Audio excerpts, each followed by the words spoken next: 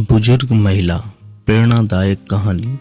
जयपुर की एक चर्चित दुकान पर लस्सी का ऑर्डर देकर हम सब दोस्त यार आराम से बैठकर एक दूसरे की खिंचाई और हंसी मजाक में लगे ही थे कि एक लगभग 75 से 80 वर्ष की बुजुर्ग महिला पैसे मांगते हुए मेरे सामने अपने हाथ फैलाकर खड़ी हो गई।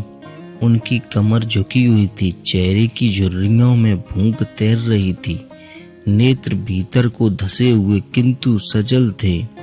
उनको देखकर मन में न जाने क्या आया कि मैंने अपनी जेब से सिक्के निकालने के लिए डाला हुआ हाथ वापस खींचते हुए उनसे पूछ लिया, दादी जी लस्सी पिएंगे?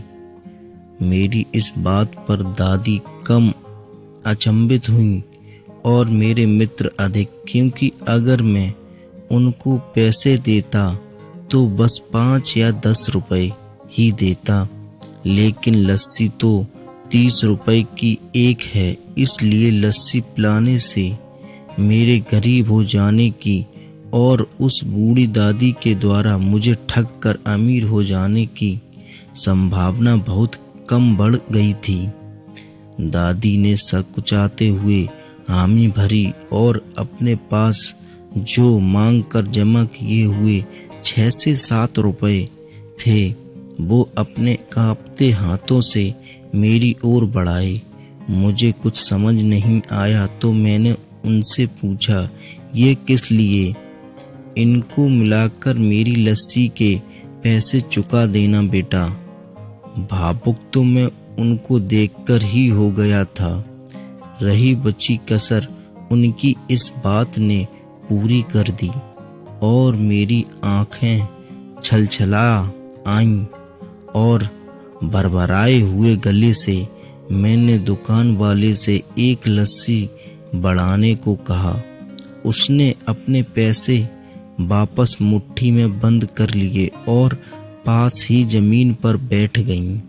अब मुझे अपनी लाचारी का अनुभव हुआ, क्योंकि मैं वहां पर मौजूद दुकानदार, अपने दोस्तों और कई अन्य ग्राहकों की वजह से उनको कुर्सी पर बैठने के लिए नहीं कह सका।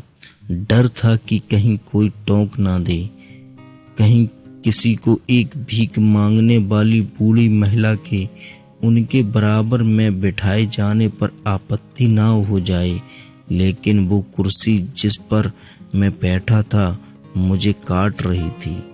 लस्सी कुल्हड़ों में भरकर हम सब मित्रों और बूढ़ी दादी के हाथों में आते ही मैं अपना कुल्हड़ पकड़कर दादी के पास ही जमीन पर बैठ गया, क्योंकि ऐसा करने के लिए तो मैं स्वतंत्र था।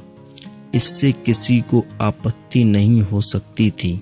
हाँ, मेरे दोस्तों ने मुझे एक पल को घूरा, लेकिन वो कुछ कहते उससे पहले ही दुकान के मालिक ने आगे बढ़कर दादी को उठाकर कुर्सी पर बैठा दिया और मेरी ओर मुस्कुराते हुए हाथ जोड़कर कहा, ऊपर बैठ जाइए साहब, मेरे यहाँ ग्राहक तो बहुत आते हैं, लेकिन इंसान कभी कभार ही आते हैं। अब सबके हाथों में लस्सी के कुल्हड़ और होंठों पर सहज मुस्कुराहट थी।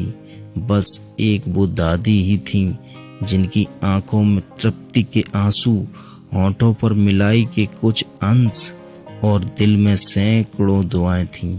न जाने क्यों जब कभी हमें 10 से 20 रुपए किसी भूखे गरीब को देने या उस पर खर्च करने होते हैं तो वो हमें बहुत ज़्यादा लगते हैं, लेकिन सोचिए कि क्या वो चंद रुपए किसी के मन को तृप्त करने से अधिक कीमती हैं? जब कभी अवसर मिले ऐसे दयापूर्ण और करुणामय काम करते रहें, भले ही कोई आपका साथ दे या ना दे। दोस्तों, हमारी स्टोरी कैसी लगी? अगर अच्छी लगी हो तो लाइक करें, शेयर करें और चैनल को सब्सक्राइब करें।